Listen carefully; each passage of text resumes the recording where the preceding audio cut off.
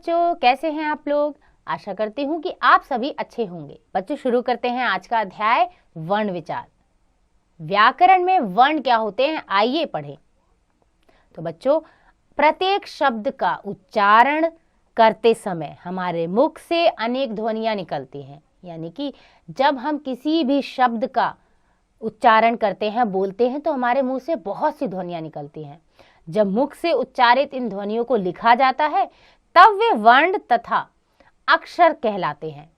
इस प्रकार बच्चों, भाषा की वह सबसे छोटी इकाई जिसके और टुकड़े नहीं किए जा सकते वर्ण अथवा अक्षर कहलाते हैं। तो वर्ण बच्चों सबसे छोटी इकाई है।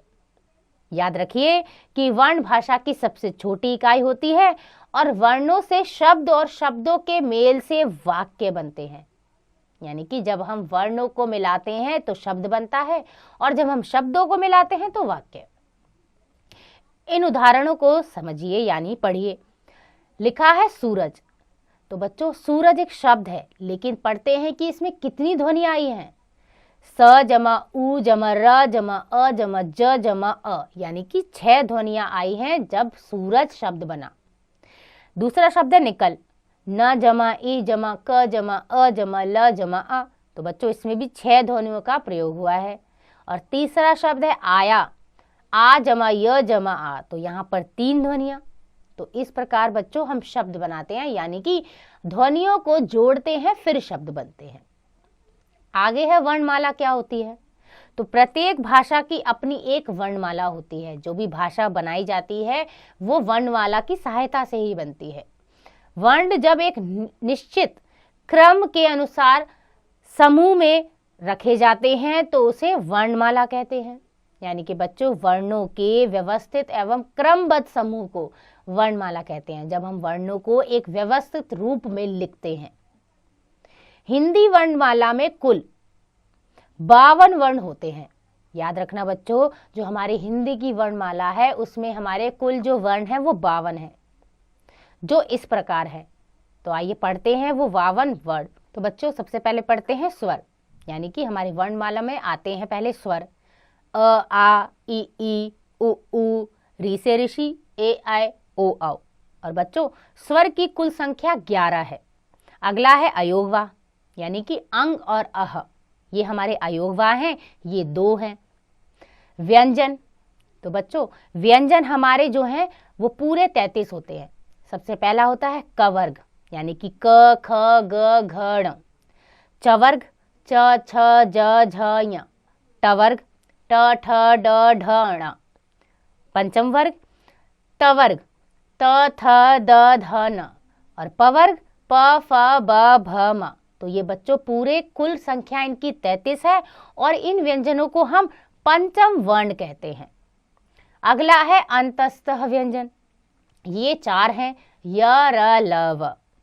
ऊष्म व्यंजन, ये भी 4 है। श स स ह। संयुक्त व्यंजन, इनकी संख्या भी 4 है। श त्र ज्ञ और श्र। और आखिरी है बच्चों अतिरिक्त वर्ण, यानी कि ड और ढ, ये हमारे 2 होते हैं। तो बच्चों, कुल संख्या हमारे वर्णमाला में वर्णों की होती है 52। याद रखिए, अंग को अनुस्वार और अह को विसर्ग कहा जाता है, जो हमारे अयोगवा हैं। आगे पढ़ते हैं वर्णों के भेद। तो हमारे वर्ण के भी बच्चों भेद होते हैं। तो उच्चारण के आधार पर, यानी कि बोलने के आधार पर हिंदी में वर्णमाला में वर्णों को 2 भेदों में बांटा गया है। पहला स्वर है और दूसरा है व्यंजन। ये हमारी वर्णमाला के 2 भेद हैं। सबसे पहले हम पढ़ेंगे स्वर के बारे में। स्वर यानी वॉवल्स। जिन वर्णों का उच्चारण अन्य ध्वनियों की सहायता के बिना होता है वे स्वर कहलाते हैं। यानी कि स्वर का जब हम उच्चारण करते हैं तो किसी और अन्य ध्वनि की सहायता हमें नहीं लेनी पड़ती। इनके उच्चारण में वायु बिना किसी रुकावट के मुख से बाहर निकलती है।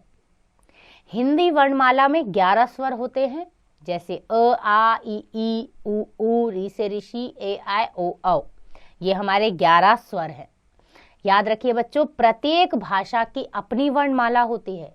जैसे हिंदी में अ आ ई उ क ख ग घ आदि, और अंग्रेजी यानी कि इंग्लिश में, अंग्रेजी में ABCD Z तक। ये तो हमारी जो भाषा होती है उसकी जो वर्णमाला है हिंदी के अलग हैं और अंग्रेजी के अलग। आगे पढ़ते हैं कि स्वरों के भेद कितने हैं। तो बच्चों, उच्चारण में लगने वाले समय के आधार पर स्वर के 3 भेद होते हैं। पहला ह्रस्व स्वर, दूसरा दीर्घ स्वर और तीसरा लुप्त स्वर। ह्रस्व स्वर यानी कि जिन स्वरों के उच्चारण में बहुत कम समय लगता है, यानी कि जब हम उन्हें बोलते हैं तो बहुत समय कम लगता है, उन्हें ह्रस्व स्वर कहते हैं। हिंदी वर्णमाला में अ, ई, उ, ऋषि ये 4 ह्रस्व स्वर हैं। अगला है दीर्घ स्वर। जिन स्वरों के उच्चारण में ह्रस्व स्वर की अपेक्षा दुगना समय लगता है उन्हें दीर्घ स्वर कहते हैं। हिंदी वर्णमाला में आ, ई, उ, ए, ऐ, ओ, औ ये 7 हमारे बच्चों दीर्घ स्वर हैं। इन्हें जब हम बोलते हैं तो समय थोड़ा सा ज्यादा लगता है। और तीसरा है लुप्त स्वर। जिन स्वरों के उच्चारण में दीर्घ स्वर से भी अधिक समय लगता है उन्हें लुप्त स्वर कहते हैं, जैसे ओम, राम आदि। लुप्त स्वर का चिन्ह बच्चों आप देख ही रहे होंगे, ये आपके लुप्त स्वर का चिन्ह है। विशेष जानकारी ये है कि इस स्वर का प्रयोग अब केवल संस्कृत भाषा में होता है। जो लुप्त स्वर बच्चों हम प्रयोग करते हैं वो अब सिर्फ संस्कृत में ही होता है। हिंदी में लुप्त स्वर का प्रयोग अब बिल्कुल नहीं होता, यह ध्यान रखना। आइए बच्चों आगे बढ़ते हैं। अगला है अयोगवाह। अयोगवाह क्या है? हिंदी वर्णमाला में अंग, अंगः और अह ये 3 वर्ण और होते हैं जिन्हें हम अयोगवाह कहते हैं। स्वतंत्र रूप से प्रयोग न होने के कारण इनकी गणना ना तो स्वर में होती है और ना ही व्यंजन में। व्याकरण में अंग को अनुस्वार, अंगः को अनुनासिक और अह को विसर्ग कहते हैं। आइए अब इनके बारे में विस्तार से अध्ययन करते हैं। सबसे पहला अनुस्वार। जिस वर्ण के उच्चारण में वायु केवल नाक से निकलती है उसे अनुस्वार कहते हैं। इसका प्रयोग पंचम वर्ण के स्थान पर होता है। इसका चिन्ह बिंदु है, जैसे चंचल, गंगा, ठंडा, चंपा आदि। तो यहाँ पर बच्चों आप देख रहे होंगे व्यंजन के ऊपर बिंदु लगाई गई है, इसे हम अनुस्वार कहेंगे। अगला है अनुनासिक। जिस वर्ण के उच्चारण में वायु नाक और मुख से बाहर निकलती है उसे अनुनासिक कहते हैं। इसे वर्ण के ऊपर चंद्र बिंदु रूप में लगाया जाता है, जैसे कि आंख, दांत, लहंगा, बहंगी आदि। तो यहाँ पर बच्चों चंद्र बिंदु जो है वो व्यंजन के ऊपर लगाया गया है। और तीसरा है विसर्ग। अह को विसर्ग कहते हैं। इसका उच्चारण हल्के ह की भांति होता है। इसका चिन्ह बच्चों 2 बिंदु है, जैसे प्रातः, पुनः आदि। तो जब हम बोल रहे हैं विसर्ग में तो आ की जो ध्वनि है वो निकल रही है। अगला है व्यंजन। जिन वर्णों के उच्चारण में स्वरों की सहायता ली जाती है उन्हें व्यंजन कहते हैं। व्यंजनों के उच्चारण में वायु मुख से किसी न किसी भाग का स्पर्श यानी छूते हुए, तो बच्चों स्पर्श करते हुए बाहर निकलती है। हिंदी वर्णमाला में व्यंजनों की संख्या 33 है। व्यंजन के भेद क्या हैं? व्यंजनों के निम्नलिखित 2 आधारों पर भेद किए गए हैं बच्चों।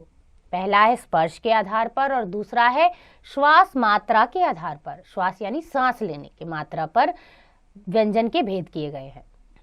तो पहले पढ़ेंगे स्पर्श के आधार पर व्यंजन के भेद।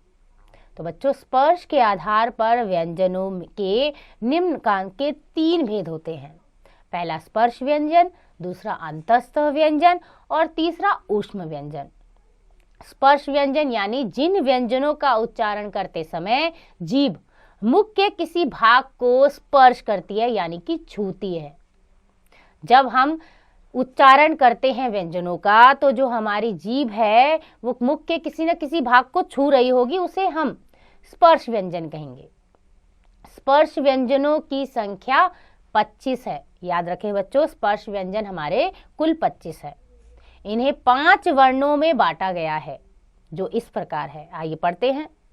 वर्ण है कवर्ग और व्यंजन है क, ख, ग, घ, ण और उच्चारण स्थान है कंठ। चवर्ग च छ ज झ य उच्चारण स्थान है तालु। टवर्ग ट ठ ड ढ ण उच्चारण स्थान है मूर्धा। तवर्ग त थ द ध न उच्चारण स्थान दंत। और पवर्ग प फ ब भ म और उच्चारण स्थान है ओष्ठ। तो बच्चों ये कुल 25 हमारे व्यंजन हैं जो स्पर्श व्यंजन है। याद रखिए बच्चों, प्रत्येक वर्ग के अंतिम वर्ण को पंचम वर्ण कहते हैं। प्रत्येक वर्ग का नाम अपने वर्ण के प्रथम वर्ण के आधार पर रखा गया है। जो हमारे वर्ण है उसका जो पहला वर्ण है, जो उसका जो व्यंजन का पहला वर्ण है, उसके आधार पर ही इनके नाम रखे गए हैं। दूसरा है अंतस्तः व्यंजन।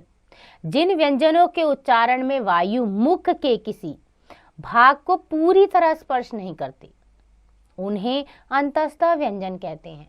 ये व्यंजन संख्या में 4 है। य र ल व। ऊष्म व्यंजन। ऊष्म का अर्थ होता है बच्चों गरम। तो जिन व्यंजनों के उच्चारण में वायु यानी हवा मुख के विभिन्न भागों से रगड़कर ऊष्मा यानी कि गर्मी पैदा करती है, उन्हें ऊष्म व्यंजन कहते हैं। बच्चों ये भी व्यंजन जो है संख्या में 4 है। श स स ह। अगला है श्वास मात्रा के आधार पर व्यंजन के भेद। तो बच्चों श्वास वायु के आधार पर व्यंजनों के निम्नलिखित 2 भेद होते हैं। पहला अल्प प्राण व्यंजन और दूसरा महाप्राण व्यंजन। अल्प प्राण व्यंजन यानी कि वे व्यंजन जिनके उच्चारण में वायु की मात्रा अल्प अर्थात कम होती है। अल्प का मतलब ही होता है कम, उन्हें अल्प प्राण व्यंजन कहते हैं। हिंदी वर्णमाला के प्रत्येक वर्ग का पहला, तीसरा और 5वां वर्ण अल्प प्राण व्यंजन होता है। जैसे क वर्ग में क, ग और ड, तो पहला, तीसरा और 5वां जो वर्ण है उनको जब हम बोलते हैं तो कम समय लगता है, कम वायु लगती है, इसे अल्प प्राण कहेंगे। ट वर्ग में ट, ड और ण। प वर्ग में प, ब, म। च वर्ग में च, ज, ञ और त वर्ग में त, द और न। इनके अतिरिक्त अंतस्थ व्यंजन का य, र, ल, व ये वर्ण भी अल्प प्राण व्यंजन होता है। अगला है महाप्राण व्यंजन। तो बच्चों वे व्यंजन जिसके उच्चारण में वायु की मात्रा अधिक होती है तथा उसके उच्चारण में अधिक जोर लगाना पड़ता है, उन्हें महाप्राण व्यंजन कहते हैं। हिंदी वर्णमाला के प्रत्येक वर्ग का दूसरा तथा चौथा वर्ण महाप्राण व्यंजन होता है। जैसे कि क वर्ग में ख और घ, च वर्ग में छ और झ, ट वर्ग में ठ और ड, त वर्ग में थ और ध और प वर्ग में फ और भ। तो बच्चों ये दूसरा और जो चौथा वर्ण है हिंदी वर्णमाला के जिसके उच्चारण में अधिक जोर लगाना पड़ रहा है, ये हमारे महाप्राण व्यंजन होते हैं। इनके अतिरिक्त यानी इनके अलावा ऊष्म व्यंजन के श, स, स, ह ये वर्ण भी महाप्राण व्यंजन होता है। अगला है संयुक्त व्यंजन। तो बच्चों 2 भिन्न व्यंजनों के परस्पर मेल से बने व्यंजन संयुक्त व्यंजन कहलाते हैं। संयुक्त व्यंजन मुख्यतः 4 प्रकार के होते हैं। तो बच्चों अलग अलग व्यंजनों को जब हम जोड़ देते हैं और एक तीसरा व्यंजन बनता है उसे संयुक्त व्यंजन कहते हैं। जैसे क जम श बराबर श, कक्षा, रक्षा, शिक्षा आदि। तो 2 अलग अलग व्यंजनों को जोड़ा और एक अलग व्यंजन बना। ज जमा य बराबर ज्ञ, ज्ञान, विज्ञान, यज्ञ आदि। त जमा र बना त्र, पत्र, मित्र, चित्र आदि। श जमा र बना श्र, श्रम, श्रवण, परिश्रम आदि। विशेष जानकारी ये है बच्चों कि कभी कभी स्वर रहित व्यंजन एवं स्वर वाले व्यंजन भी आपस में मिल जाते हैं। ये शब्द भी संयुक्त व्यंजन कहलाते हैं। जैसे स्वास्थ्य, प्यार, मुक्त आदि। तो इसमें स्वर रहित यानी कुछ बिना स्वर के व्यंजन है और कुछ स्वर के साथ लगे व्यंजन है, दोनों जब मिल जाते हैं तो उन्हें भी हम संयुक्त व्यंजन ही कहते हैं। अगला है द्वित्व व्यंजन। द्वित्व का अर्थ होता है दोहरा या 2 बार। तो बच्चों जब एक व्यंजन अपने ही जैसे दूसरे व्यंजन से मिलता है तो उसे द्वित्व व्यंजन कहते हैं। जैसे क जमा क बना कख, तो ये दो एक जैसे ही दिखने वाले व्यंजन हैं और दोनों एक दूसरे के साथ जुड़ गए। उदाहरण के लिए पक्का, मक्का, चक्की आदि।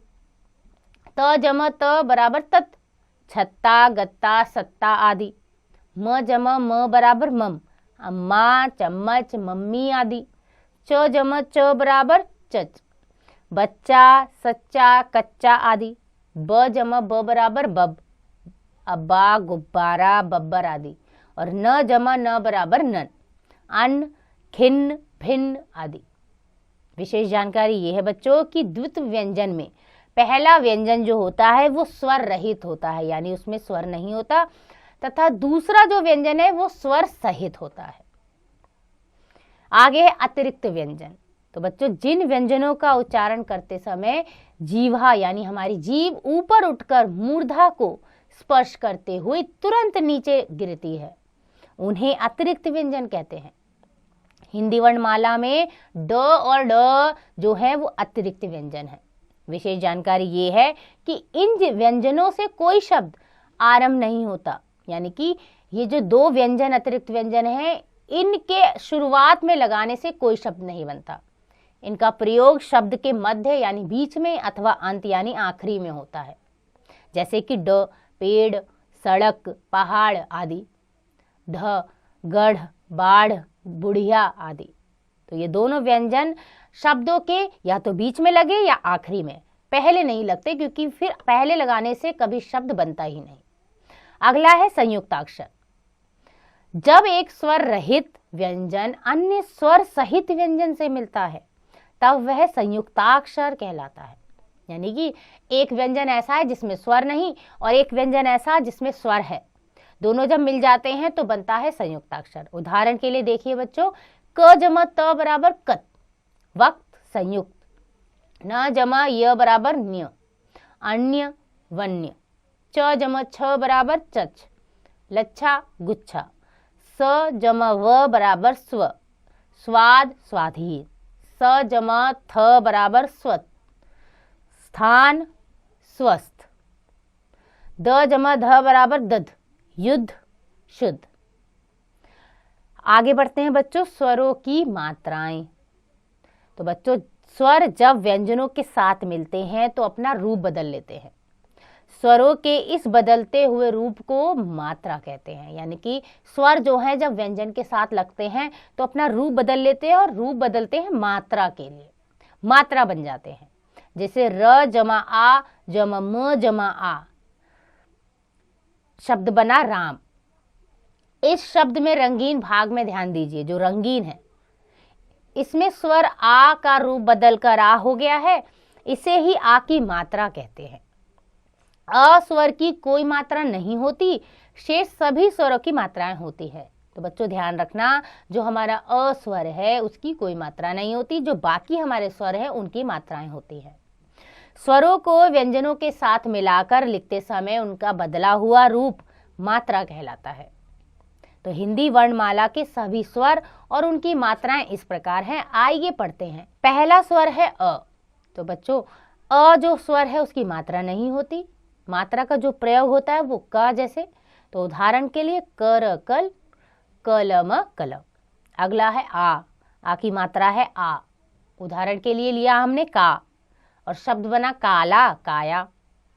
ई मात्रा ई, की किताब किसान। ई मात्रा ई, की और उदाहरण है कील कीमत। उ मात्रा है उ की मात्रा, कु कुल कुशल। अगली मात्रा है यानी कि स्वर की मात्रा ऊ, कु शब्द है कूप कूलर। अगली है री से ऋषि, री से ऋषि की मात्रा री, जैसे कि कृ कृपाण कृषक। ए कै केला अकेला। आय कै कैलाश कैमरा। अगले स्वर है औ की मात्रा ओ, को कोमल कोयल। और आखिरी है औ मात्रा औ। उदाहरण के लिए कौ कौशल, कौआ। विशेष जानकारी बच्चों, अ की कोई मात्रा नहीं होती, याद रखिए, किंतु सभी व्यंजन अ की सहायता से ही बोले जाते हैं। यदि व्यंजन का प्रयोग आ स्वर के बिना करना होता है तो उसके नीचे एक तिरछी रेखा लगा दी जाती है जिसे हम हलंत कहते हैं। यानी कि बच्चों, जब हम व्यंजन बोलते हैं तो अगर उसमें अ की मात्रा नहीं होती तो उसके नीचे हम तिरछी रेखा खींच देते हैं जिसे हम हलंत कहते हैं। इससे हमें समझ आना चाहिए कि जो ये व्यंजन है वो स्वर के बिना है, यानी कि मात्रा के बिना है, उसमें अ की मात्रा नहीं है। अगला है र का संयोग। तो बच्चों, र के प्रयोग में सबसे अधिक गलती होने की संभावना रहती है, अतः र के प्रयोग में निम्नलिखित 3 नियमों का ध्यान रखना आवश्यक है। ध्यान दीजिए, सबसे पहला नियम है कि जब र स्वर रहित होता है तब र आगे आने वाले व्यंजन के ऊपर रैफ के रूप में लगाया जाता है, जैसे कि र जम प र, सर्प दर्प, र जम द बराबर रद, सर्द गर्द मर्द। बच्चों, जब र में स्वर रहित होता है, जब र जो है हमारा स्वर के साथ होता है तो र के आगे हम रैफ लगा देते हैं। अगला है, जब र स्वर सहित होता है तब र अपने व्यंजन की खड़ी पाई के साथ पदेन के रूप में प्रयोग होता है, जैसे ग जमा र बराबर ग्र, क्योंकि यहाँ पे बच्चों जो र है वो व्यंजन के साथ स्वर के साथ है, इसीलिए उसको पदेन के रूप में लगाया जाता है। ग्रह विग्रह, क जमर र बराबर क्र, चक्र क्रम वक्र। और तीसरा नियम है, जब र किसी ऐसे स्वर रहित व्यंजन के बाद आता है जिसकी खड़ी पाई ना हो तब र पदेन के रूप में लगाया जाता है, जैसे ट जमर र बराबर ट्र, ट्रक राष्ट्र, ड जमर र बराबर ड्र, ड्रामा ड्रेस, क्योंकि यहाँ पर जो स्वर है वो स्वर रहित व्यंजन है। ठीक है, तो जब हम रा का प्रयोग करेंगे तो जो स्वर रहित व्यंजन है उसके बाद खड़ी पाई का प्रयोग करेंगे। ये था बच्चों रा का प्रयोग करना। अगला है वर्ण विच्छेद। तो वर्ण विच्छेद से आशय ये है कि किसी शब्द के वर्णों को अलग करना, अतएव शब्दों में प्रयुक्त वर्णों यानी कि स्वर व्यंजन को अलग अलग करना वर्ण विच्छेद कहलाता है। जब कोई शब्द हम लिखते हैं तो उसमें स्वर और व्यंजन दोनों को अलग कर देते हैं, इसे हम वर्ण विच्छेद कहते हैं। विच्छेद का मतलब ही होता है अलग। जैसे कि महल एक शब्द है तो इसको हमने अलग किया, यानी कि महल में जितने भी व्यंजन आए, जितने भी स्वर आए, सबको अलग अलग करके लिख दिया। तो कैसे किया? म जम अ जम ह जम अ जम ल जम अ बना महल। पुष्प प जम उ जम श जम प जम अ। सामाजिक स जम आ जम म जम आ जम ज जम ई जम क जम अ सामाजिक। तिथि त जम ई जम थ जम ई। कोयल क जम अ जम य जम अ जम ल जम अ। रूप र जम उ जम प जम अ। तो ये था बच्चों वर्ण विच्छेद। आइए अब हम दोहराते हैं। वर्णों के व्यवस्थित एवं क्रमबद्ध समूह को वर्णमाला कहते हैं। वर्णों के 2 भेद होते हैं, स्वर और व्यंजन। उच्चारण के आधार पर स्वर के 3 भेद होते हैं, ह्रस्व स्वर, दीर्घ स्वर और लुप्त स्वर। अनुस्वार, अनुनासिक और विसर्ग को बच्चों अयोगवाह कहते हैं। उच्चारण के आधार पर व्यंजन 3 प्रकार के होते हैं, स्पर्श व्यंजन, अंतःस्थ व्यंजन और ऊष्म व्यंजन। श्वास मात्रा के आधार पर व्यंजन के 2 भेद होते हैं, अल्प प्राण व्यंजन और महाप्राण व्यंजन। व्याकरण में संयुक्त व्यंजन, द्वित्व व्यंजन, अतिरिक्त व्यंजन और संयुक्ताक्षर व्यंजनों के अन्य प्रकार हैं। स्वर जब व्यंजन से मिलते हैं तो अपना रूप बदल लेते हैं और उन्हें हम मात्रा कहते हैं। शब्दों में प्रयुक्त वर्णों को अलग अलग करना वर्ण विच्छेद कहलाता है। तो बच्चों, आशा करती हूँ कि आपको यह अध्याय समझ आ गया होगा। इसका अभ्यास आप स्वयं कीजिएगा।